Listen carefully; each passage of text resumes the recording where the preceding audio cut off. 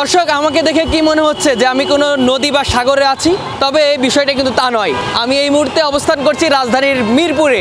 মিরপুরের বর্তমান পরিস্থিতি আপনারা দেখলে রীতিমতো অবাক হবেন, কারণ আপনারা দেখতে পাচ্ছেন আমার প্রায় মাজা সমান পানি, পাশাপাশি ছোট ছোট বাচ্চারা এভাবেই নদী, পুকুর বা সমুদ্র যাই বলি না কেন সেভাবে খেলাধুলা করছে। আপনারা একেবারে দেখলে অবাক হবেন, কিছুক্ষণ আগে ছিল মাজা সমান পানি, তবে এখন আপনাদেরকে যদি বলি এখন কিছুটা পানি কমেছে। তবে এই পানি কমলেও ছোট ছোট বাচ্চারা এভাবেই নদীর মতো, পুকুরের মতো খেলাধুলা করছে।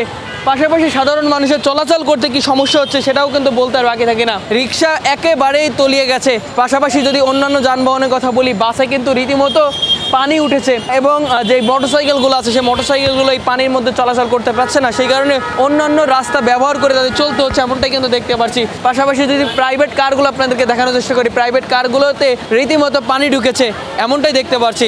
আর ছোট ছোট যে বাচ্চারা আছে তারা সাঁতার কাটছে, কেউ বা গোসল করছে, কেউ বা রিক্সার উপরে উঠে ঝাঁপ দিচ্ছে, এমনটাই কিন্তু দেখতে পাচ্ছি। সব মিলিয়ে যদি বলি, এক কথায় তারা আনন্দ উল্লাসের মধ্যে মেতে উঠেছে।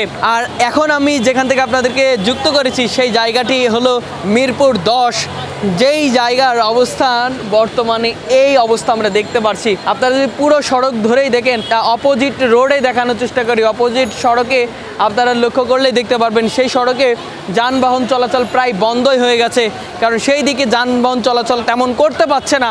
যদি আমরা এই দিকে দেখানোর চেষ্টা করি, এই দিকেও দেখতে পাচ্ছি বাসগুলো কিন্তু একেবারে পানির নিচে, যেমনটা আমরা দেখতে পাচ্ছি। টোটাল পরিস্থিতি যদি বলি একেবারে ব্যতিক্রম। আমরা যদি এই পার থেকে ওই পারে যাওয়ার চেষ্টা করি তাহলে পুরোটাই কিন্তু ভিজে যাবে, এমনটাই কিন্তু আমরা জানি। আপনারা লক্ষ্য করেছেন যে মাজা অবধি প্রায় পানি বেঁধেছে। ছোট ছোট বাচ্চাদের কোথাও বা গলা সমান পানি, কোথাও বা ডোবা সমান পানি, এমনটা আমরা দেখেছি।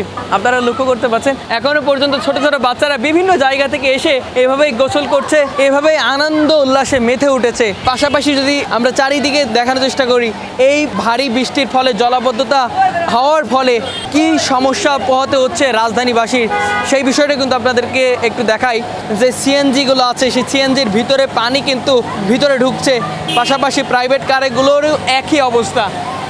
সব মিলিয়ে অন্যান্য যানবাহনগুলোতে একই অবস্থা, যেমনটা আমরা দেখতে পাচ্ছি। সামনে যদি দেখানোর চেষ্টা করি আপনারা সেখানে দেখতে পারবেন যে শোরুমগুলো আছে, সেই শোরুমের ভিতর থেকে পানি তারা বের করছে, যেমনটা আমরা দেখতে পাচ্ছি। তাহলে বুঝতে আর বাকি থাকে না কি পরিমাণ পানি এখানে বেঁধেছে। জলাবদ্ধতার কারণে প্রতিটা শোরুমের ভিতরে এভাবে পানি প্রবেশ করেছে, যেমনটা আমরা দেখতে পাচ্ছি। প্রচুর পরিমাণ পানি কিন্তু এই শোরুমের ভিতরে, এবং তাদের যে মালামালগুলো আছে সেই মালামালগুলোও বেশ ক্ষতিগ্রস্ত হবে, সেটা কিন্তু বলতে আর বাকি থাকে না। তারা একটু লক্ষ্য করলেই দেখতে পাবে কি পরিমাণ পানি এর ভিতরে প্রবেশ করেছে। হাঁটু পর্যন্ত পানি ঢুকছিল, কোনো সমস্যা না। আমাদের অ্যালুমিনিয়ামের প্রোডাকশন তো কোনো সমস্যা হয় নাই। হাঁটুর সমান পানি ঢুকেছে? জি জি অবশ্যই। পুরোটাই বের করেছেন নাকি? হ্যাঁ, সেই চেয়ে বের করছি।